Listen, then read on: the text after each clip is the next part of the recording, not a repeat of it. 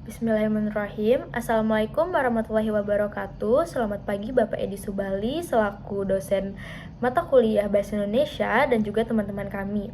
Kami dari kelompok 9 akan mempresentasikan hasil tugas kami, yaitu tugas dari mata kuliah Bahasa Indonesia yang kami beri judul Mudahnya Penggunaan Aplikasi Mendeley. Sebelumnya, izinkan saya untuk memperkenalkan diri dulu dan memperkenalkan anggota kelompok kami. Pertama-tama ada saya, yaitu Meroja Zofan Kafiros, dan yang kedua ada Fauzi Rizky Pratama, yang ketiga ada Dimas Pujangga, dan yang terakhir ada Sandia Tama Francisna Nugraha. Untuk pembahasan pertama dan materi poin pertama akan dijelaskan oleh rekan saya yang bernama Fauzi Rizky Pratama. Kepada Fauzi Rizky Pratama dipersilahkan. Terima kasih Mbak Joya atas waktunya. Di sini saya Fauzi Rizky Pratama akan menyampaikan poin pertama, di mana menulis ilmiah wajib diawali atau disertai atau juga dibarengi kegiatan membaca referensi yang kredibel. Kenapa? Karena ada 3 poin penting di sini. Ada poin pertama yaitu tentang karena membantu membaca mendapat informasi kutipan dengan lengkap, dan juga ada agar menghindari tindakan plagiat atau penciplakan, dan juga agar menguatkan argumen penulis ilmiah dengan referensi yang kredibel dan terpercaya. Untuk menjelaskan poin pertama, karena membantu pembaca mendapat informasi kutipan dengan lengkap, karena kemungkinan besar ketika pembaca membutuhkan informasi lebih dari kutipan tersebut, maka akan mencari buku-buku yang tercantum dari sumber referensi buku tersebut.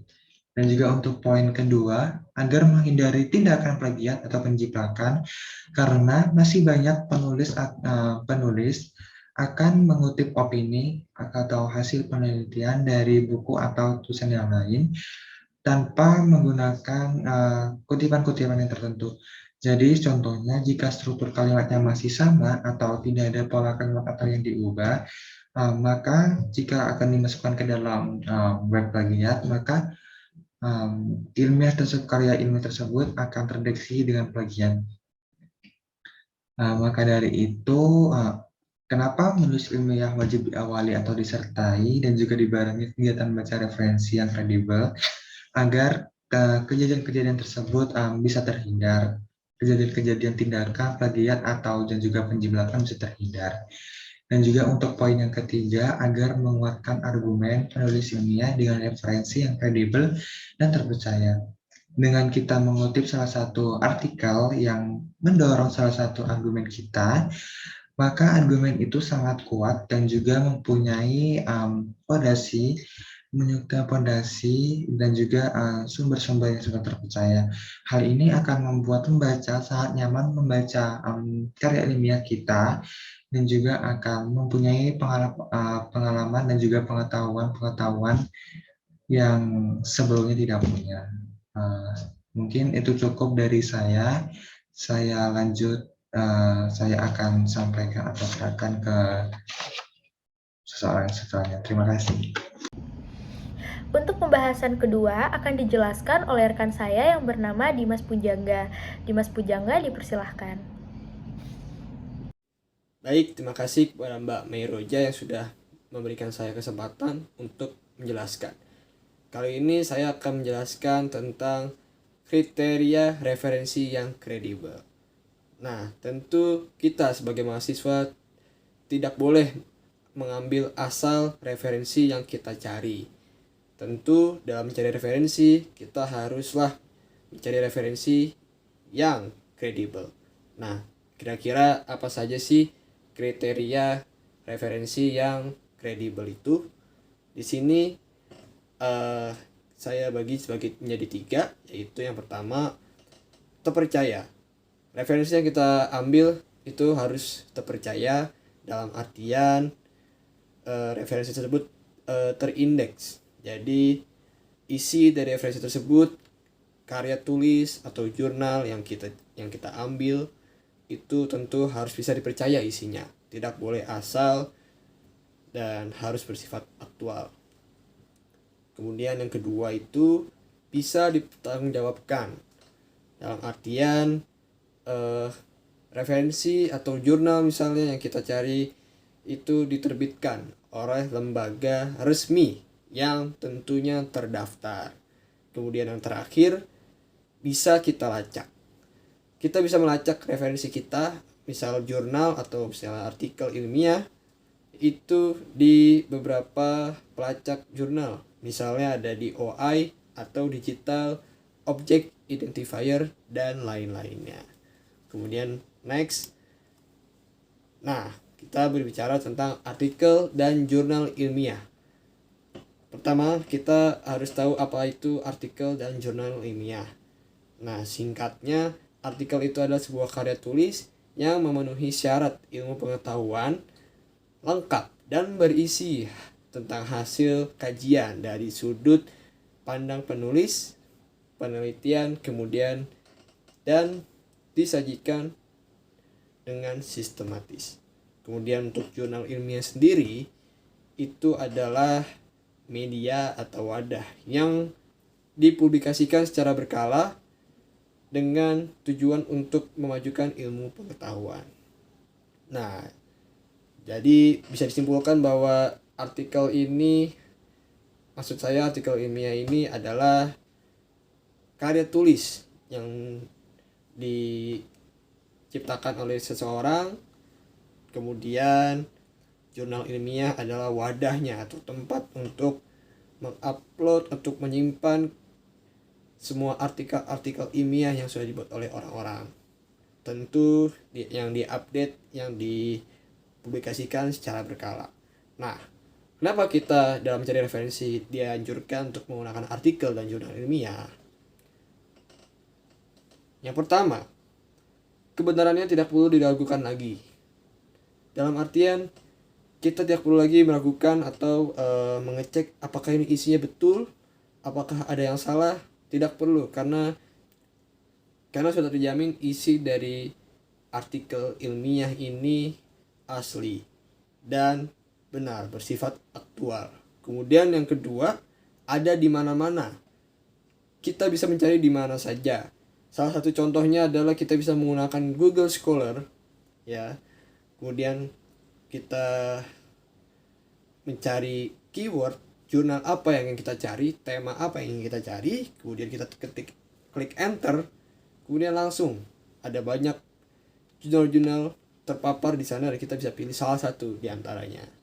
Kemudian yang terakhir yang mungkin cukup penting di kalangan mahasiswa sendiri, yaitu tidak dipungut biaya alias gratis. Jadi kita tidak perlu mengeluarkan uang sepeser pun untuk mencari jurnal-jurnal tersebut karena itu semua gratis. Kira-kira itu saja penjelasan dari saya. Kurang lebihnya mohon maaf. Terima kasih. Lalu materi ketiga akan dijelaskan oleh rekan saya yang bernama Sandiatama Francis Nanugraha. Kepada Sandiatama Francis Nanugraha dipersilahkan. Oke, jadi perkenalkan nama saya Sandiatama Francis Nanugraha. Saya dari kelompok 9 akan menjawab tentang pertanyaan nomor 3. Jadi nomor 3 itu bagaimana sih cara kita menelusuri referensi yang kredibel secara daring? Jadi kita harus mengetahui materi apa yang akan kita ambil sebagai referensi. Kita harus mengetahui juga kita tuh sebenarnya mau ambil materi apa yang akan kita cari di sumber-sumber yang ada di internet ataupun juga bisa di buku ataupun di e-jurnal lainnya. Jadi sumber-sumbernya itu ada banyak sekali ya. Bisa dari buku, bisa dari Google Scholar, bisa dari jurnal-jurnal yang ada di kampus ataupun yang lain. Dan juga kita harus perhatikan kalau kita mengambil dari internet, kita juga harus memperhatikan itu kalimat terakhirnya tuh .com, .gov, .edu ataupun yang lain. Sebagai contoh, saya akan mengambil referensi tentang dari Google Scholar. Jadi gini, seumpamanya kita akan mencari file yang bernama etika akademik. Kita harus mencarinya dengan tulisan yang begini, lalu kita akan menemukan banyak sekali contoh-contohnya. Bagaimana cara kita mengetahui sumber ini dari mana gitu. Jadi dari sini ini sudah tersedia di sini. Jadi begitu. Mungkin ini saja yang saya sampaikan. Kurang lebihnya minta maaf dan saya akan mengganti posisi saya jadi yang nomor 4. Jadi sekian, terima kasih.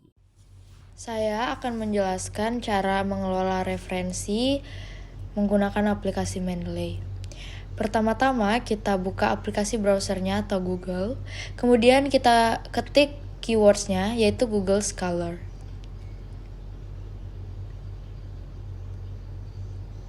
Kalau sudah masuk ke Google Scholars, kemudian kita langsung mengklik atau mencari referensi yang ingin kita cari di Google Scholars ini. Di sini saya menggunakan referensi yaitu cara menggunakan Mendeley. Kemudian saya pilih yang paling atas. Dan saya pilih untuk membuka file PDF-nya. Selanjutnya kita tunggu sampai loadingnya selesai.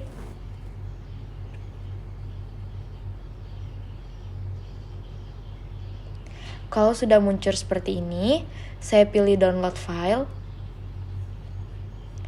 Kalau filenya sudah di-download, kemudian kita langsung membuka aplikasi Mendeley-nya. Selanjutnya kita tambahkan file PDF dari jurnal yang kita cari tadi. Setelah itu, langsung kita buka.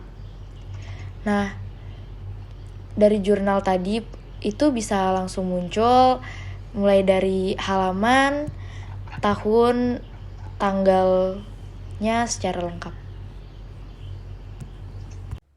Oke, jadi untuk pembahasan nomor 5, kita akan membahas tentang praktek menggunakan Mendeley untuk menulis sumber kutipan dan daftar pustaka di dalam Microsoft Word. Jadi yang pertama yang kita pastikan kita harus mendapatkan file terlebih dahulu. Sebagai contoh, saya akan mencari tentang bab keanekaragaman hayati yang ada di Indonesia. Jadi kita mencarinya ini di Google Scholar. Jadi yang pertama kita lakukan adalah mencari filenya. Mungkin sebagai contoh saya akan mengambil dari ini. Kita akan masukkan ke dasar ini, refman. Baru kita sudah mendownload filenya. Dan yang kedua, pastikan lagi kita di sini, lalu add, kita cari download yang mana, tadi yang ini, jadi gini, sudah masuk. Untuk mengutip ke Microsoft Word-nya, jadi pertama kita buka Microsoft Word, kalau kita ini, kita cari yang tadi. Dari Laksono Amin S. Ini. Jadi ini sudah kita masukkan ke dalam sini. Saya juga mendownload beberapa file tadi. Sebagai contoh saya akan tambahkan lagi.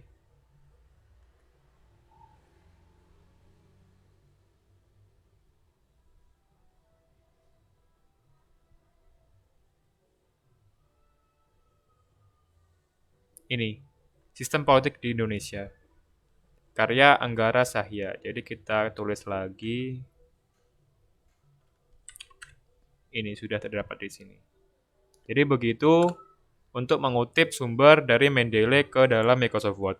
Jadi sekian, terima kasih atas perhatiannya. Saya ucapkan terima kasih karena sudah memerhatikan video ini. Saya ucapkan terima kasih. Dan sampai jumpa bertemu kembali. Oke, jadi itu kira-kira video tutorial mengenai mudahnya penggunaan aplikasi Mendeley.